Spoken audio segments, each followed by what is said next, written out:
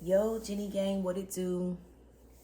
So we are finally back with another Jenny Gang YouTube production. Do me a big favor and hit the like button, subscribe to my growing channel, and comment on my commentary.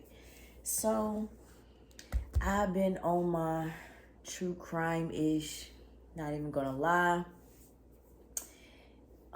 The person I want to talk about tonight, a lot of people know them. A lot of people are obsessed with the case, just like how I am, so I don't feel bad.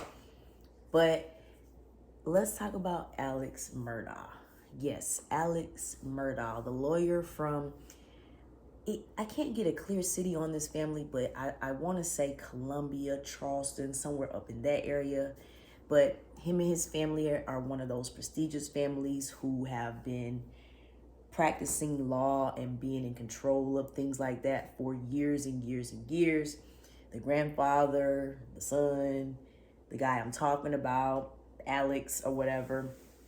So let's break Alex down right quick. So Alex was born in like 1968, I believe. He had two sons, Buster and Paul. Paul being the youngest son, and he had a wife, Maggie. So Alex was, or so we thought, was a successful lawyer. He practiced personal injury. He was a personal injury lawyer or whatever, right? So there's a saying that says lawyers and car salesmen will be the last people to enter heaven. And after hearing this story, you kind of start feeling like that might be true about the lawyers. So Alex Murdaugh, of course, you know, he's influential. He had money, so did his grandparents, brother, etc. He also raised his kids to be, you know, they got whatever they wanted. They were spoiled. Just by the way they treated other people, you could tell. So the youngest son, Paul Murdaugh, back in 2019, was out drinking, underage drinking, because he wasn't even old enough to drink. He would get the oldest brother, Buster's ID, and then go buy liquor, and then go hang out with his friends and act crazy, right? Okay, so back in 2019, Alex Murdaugh's son, Paul, the youngest son, was out driving his daddy's boat, acting crazy to the point where the other kids who was on the boat with him, they had been drinking too, but he was just doing so much that they had started getting scared. Some of them wanted to get off.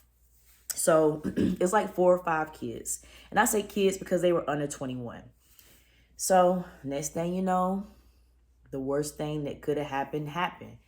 Paul Murdaugh wrecks the boat, okay? Everybody on the boat goes flying into the water. Luckily, all but one of them was able to get back to land. But one beautiful girl, Mallory Beach, unfortunately, her remains weren't found until a week after this boating accident. So she didn't make it. All over just Paul Murdaugh wanting to be drunk and stupid. And then he was just so drunk and just so arrogant. Even when the police and authorities came to the boat scene, he's still laughing and playing like it's a party, so much to the fact that his friends started cussing him out. Like, my girlfriend's out there, you know, because they hadn't found her yet. And this is all, y'all, this is a big story. It's all on Netflix and stuff like that. But I'm just now getting to where I'm really into it. So I'll try to compress this family and their BS as small as I can for this video, but I feel like it's something that you got to kind of do. You got to make like several videos because it's just so much mess surrounding them. So 2019, boat accident, Mallory Beach loses her life. Beautiful girl. And actually they said that when Paul was driving this boat all crazy, Mallory was actually telling people she's scared. She's scared.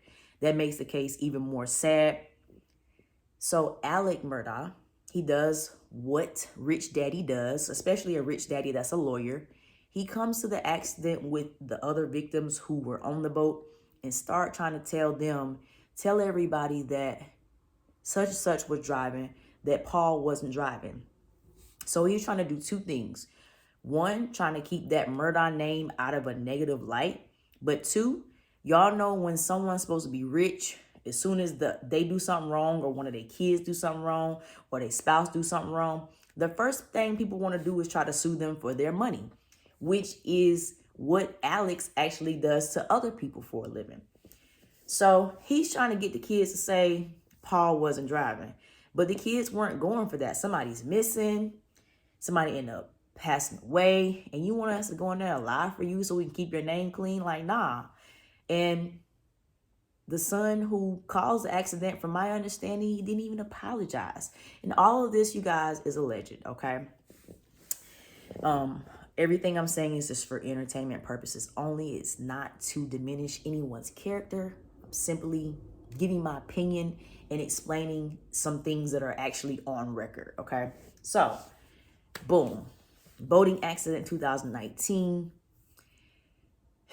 Now all this negative attention on the Murdaugh name, and things are starting to go even more ugly for Alex, the lawyer.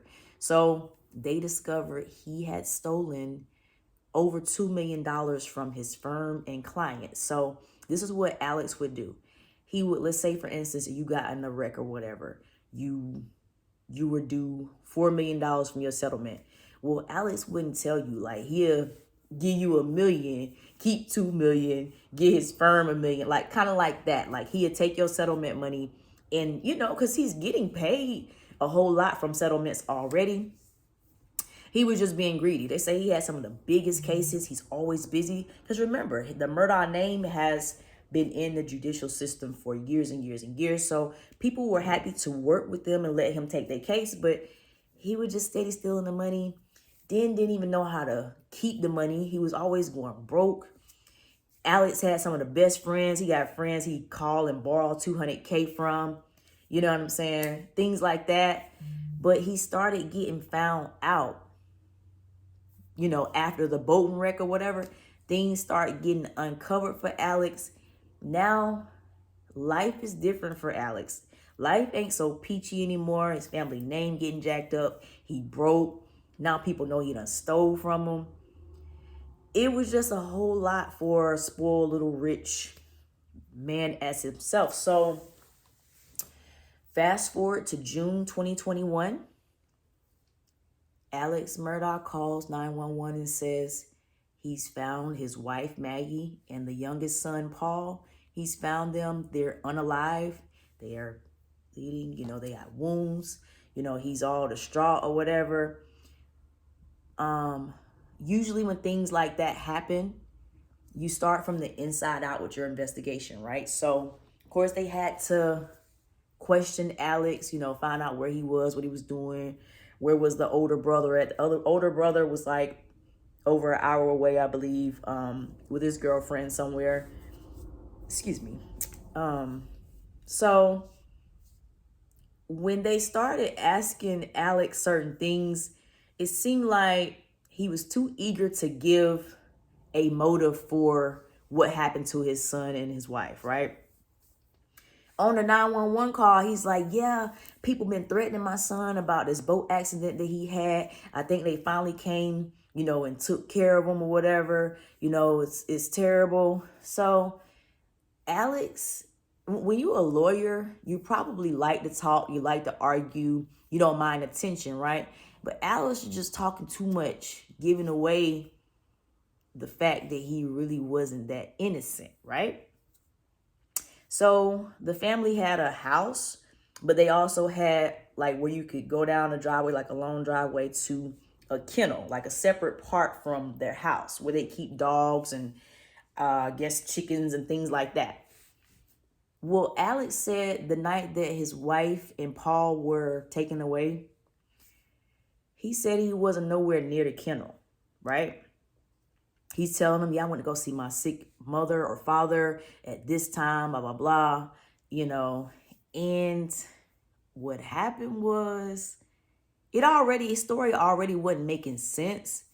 But Alec did not know that his son, Paul, the one who caused the boating accident, the one who is now laid with his brain matter.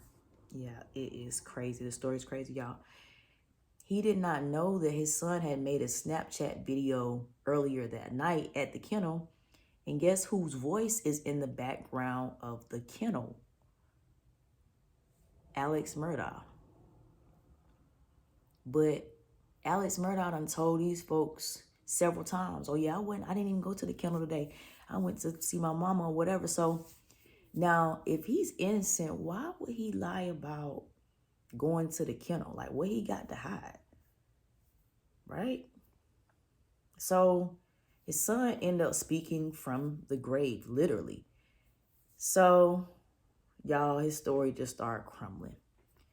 He said he had on one outfit, and when the police came, he had on like a white tee and some khaki shorts. You know, they had a maid. You know, they were rich people. They had a maid lady. She say he ain't had that on. He tried to say he had that on. All that. She said he didn't have that on. He had on another kind of shirt. It like everything started happening. He said when he went to go see his parents, you know, when he said he wasn't at the kennel, the lady who sits with his parents, he tried to basically get her to say that he'd been there for an hour. And she's like, but you was only there 20 minutes. Like, he trying his best to control the situation, but by this time, he already looking like the person who done this, y'all. So let's break this down. This dude with this great name, with supposedly all this wealth, this prestigious family, and they lawyers, they in law enforcement, so they supposed to be taking care of the bad people. Basically what he did, y'all, he's been charged now. I guess we can still say alleged for YouTube purposes, but he's been charged with unaliving his wife and son. So the way that it looks like what he did, when he came to the kennel, he called the wife and the son to the kennel. The wife texts her sister and say she felt like he was acting weird or whatever, but he was trying to lure them down there to that kennel so that he could do what he did. So they're saying he tried to use two different weapons because the family had like a bunch of guns and stuff. He tried to use two different weapons so it would seem like it was two different intruders or whatever. But when they break this down, they say it's kind of like he hit the son up first, but he shot him like somewhere in the leg or something. Based on the evidence of how his fluids fell, the first shot did not take him out. He's still standing. Now, y'all know he probably like, what you just shot? Why would my daddy be? So the next shot, you know what I'm saying, came out of his head. And this is the reason why there was matter from Paul on the scene.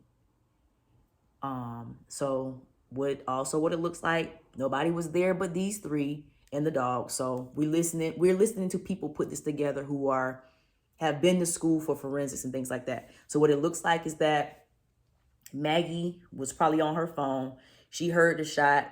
She running to see what's going on with her child, because even though they did a lot of shooting there anyway, because they had a whole lot of guns and they like to hunt, it was just still like, they said her phone locked. It never opened back. It was basically all of a sudden. So the shot did alarm her. But you already know when she ran up, he hit her too, but with a different weapon. So time is not adding up for Alex. He obviously left the scene and ran to his mama's house, took them clothes off with the gunshot residue on it. Obviously took the guns somewhere. And y'all, this idiot used one of the guns he used, it's been proven that it was a family weapon. So if you want to try to say an intruder did it, like, I think that maybe he thought he had got all the casings, or that no one would know the casings was from one of the guns. But everything just crumbled with his story, y'all. I have to do another video and do some more breakdown on this particular family because there's so much death and destruction surrounding them. The video will be super and triple long, okay? But yeah, this case is crazy. Alex has been found guilty The oldest son, Buster, is the only one of the, that immediate family of Murdaugh that is still living. But he got some stuff surrounding his name too, where there was I guess is a guy who liked guys, who I think he was transferring to be a girl. I don't know if you can say it or not on here. But they said Buster had some sort of relationship with this homosexual guy. And the homosexual guy ends up unalived in the middle of the road. And people said that he was hit by a car. But once they done the autopsy, him being hit by a car it didn't agree with the injuries that he had. So he obviously wasn't hit by a car. And also one of the Murdaughs, like the uncle or somebody, he was one of the first ones on the scene with this young man who was unalived. So the older brother, Buster, is still free. He's the only one free or whatever. But I got a feeling he gonna be in some trouble too, because they opening back up that case to see if he had something to do with that homosexual guy being unalived in the middle of the road like that, because he was getting ready to go public and tell some stuff that happened with him and Buster. So anyways, gang, if you've been following this case, let me know what you think. Let me know if you don't watch every single piece of the trial like I did. Like the video, share my content, subscribe to my channel. I'll see you guys on the next video.